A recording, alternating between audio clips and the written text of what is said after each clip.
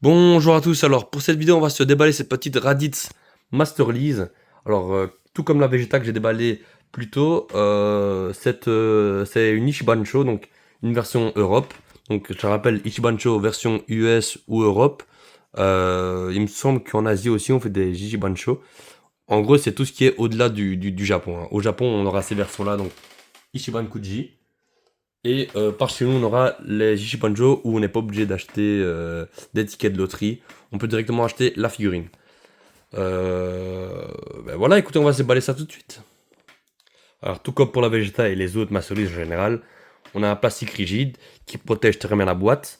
On a du papier bulle sur les cheveux pour protéger les pics, sur les gants. Et voilà, les cheveux, voilà, quelle masse, c'est énorme. J'ai vraiment hâte de la voir. Et continuons. Alors comme vous pouvez le voir à travers le plastique rigide, la figurine se présente en deux pièces, donc la figurine en elle-même et le socle. Alors ici, pour celle-ci, le socle est obligatoire parce que la masse de cheveux conséquente et très bien faite fait pencher la figurine en arrière. Donc le socle ici est obligatoire, donc je vais essayer de le retirer.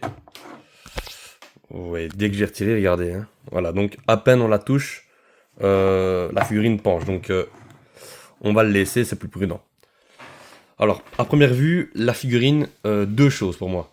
Au niveau de la modélisation, très bien faite. Par contre, la peinture, c'est assez léger. Et surtout au niveau de la peau. Au niveau de la peau, on a l'impression que c'est une seule teinte. Donc on voit là au niveau des jambes, des bras, le visage, je ne sais pas trop.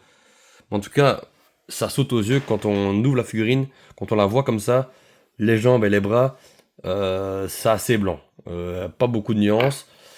Moi, sinon, la figurine est bien modélisée. Si on regarde un petit peu la tête, donc si on la met de ce côté-là, c'est un petit peu mieux. Si on met du côté comme ça, avec l'œil qui part sur la droite, ouais, je ne sais pas. En tout cas, voilà, si on la on l'a, j'allais dire, on l'a garni. Voilà, quand vous allez l'admirer, vous allez la mettre légèrement décalée sur le côté pour qu'on voit justement ce regard qui vient vers vous. Euh, Sinon, quand on regarde le visage, à part ça, il est assez bien fait. Le scooter qui est plutôt bien centré. Voilà, après ça, il y a toujours des petits défauts d'usine, ça sera jamais parfait chez tout le monde. Il y en a, ça va être un peu trop bas, trop haut. Bon, moi, il m'a l'air plutôt correct. Sur le côté, il est plutôt bien foutu. On voit les détails. On en profite les cheveux qui sont très bien faits. Je suis satisfait de la couleur. Sur les cheveux noirs des scènes, on peut par moment avoir ce défaut du côté goudron, fort brillant. Je m'en rappelle, je pense que j'avais eu ça avec la Thales. Je pense qu'elle est disponible sur la chaîne. La Thales était vraiment très mal faite au niveau de la couleur des cheveux. Là, je suis vraiment satisfait. Voilà, sinon, les petits détails, l'armure, il y a des mini rayures. Le petit brassard sur le biceps est bien fait. On voit qu'il y a une petite démarcation entre les biceps et le triceps où on voit que ils ont essayé vraiment de montrer que ça contourne le muscle et c'est plutôt bien foutu. Ou sinon, voilà, en soi, la figurine est très bien faite. Bon, ça reste une Ichiban Kuji, une Ichibancho, donc il y a des mini défauts de peinture, ça bave un tout petit peu. Mais bon, voilà, ça reste une figurine qui tourne aux alentours de 70 €, c'est pas une résine.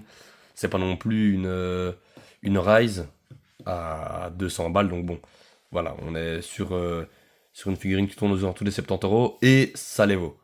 Voilà, si on descend un petit peu, les bottes très bien faites, rien à dire. Euh, Si on la compare à une autre Ichiban-Sho, voilà, donc on voit que la Raditz est quand même un petit peu plus grande parce que voilà, le Vegeta est un peu courbé. Par contre, j'aurais voulu quand même que le Raditz soit un peu plus grand parce que si Vegeta se met droit, on a l'impression qu'il va faire la même taille que Raditz alors que Raditz est quand même bien plus grand que Vegeta. Donc à ce niveau-là, c'est un mini défaut d'échelle. Bon, c'est pas non plus dramatique parce que en soi, le Vegeta est quand même assez grand.